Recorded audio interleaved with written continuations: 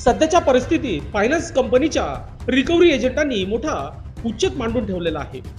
रिकव्हरीसाठी कोणालाही फोन करणे, फोनवरून गाणगाण शिवीगाळ करणे हे नेहमीचे झालेले आहे.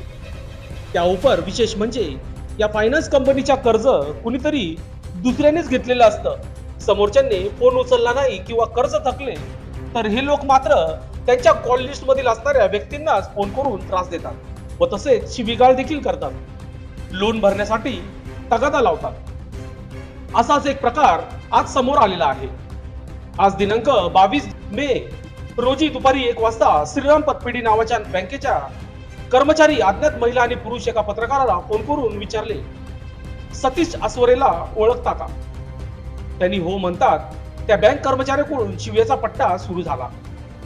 माझ्या अशा कोणत्याही व्यक्तीची काहीही संबंध नाही असे सांगून देखील समोरील महिला ऐकत नव्हत्या व शिवीगाळ सुरू होती. त्याला पैसे भरायला लाव, तू आमचे पैसे खाल्ले वगैरे वगैरे अर्वाच्य भाषेत शिवीगाळ सुरू केली. शेवटी वैतागून पत्रकारांनी अंबड पोलीस स्टेशन येथे वरिष्ठ पोलीस निरीक्षक दिलीप ठाकूर यांची भेट घेऊन सर्व प्रकार त्यांना सांगितला.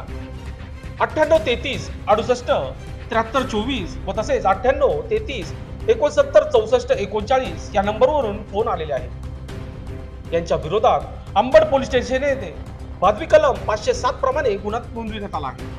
हे फोन करणारे कोण व असे फोन करून इतर नागरिकांना हॅरेसमेंट करणारे हे गुंड आणि यांना पोचणारे बँक आणि फायनान्स वाले खरं तर यांच्यावर कठोरात कठोर कारवाई होणे गरजेचे आहे. कारण आज कितीतरी लोकांना हा त्रास सहन करावा लागतो. सर्वच लोक काही पोलीस स्टेशन मध्ये जाऊन गुन्हा दाखल करत नाही. त्यामुळेच की काय या गुंडांचा फावलेला आहे. आता तर शिवीगाळ करण्यासाठी या बाजारांनी महिला देखील ठेवलेल्या आहेत. नाशिक शहर पोलीस आयुक्त संदीप कर्णिक यांनी अशा प्रकरणात स्वतः लक्ष घालून अशा प्रकारे नागरिकांचा मानसिक छळ करणाऱ्या या रिकव्हरी एजंटावर, मग ती महिला असो की पुरुष, कठोरात कठोर कारवाई करावी अशी पत्रकार संघटनाकडून मागणी होत आहे.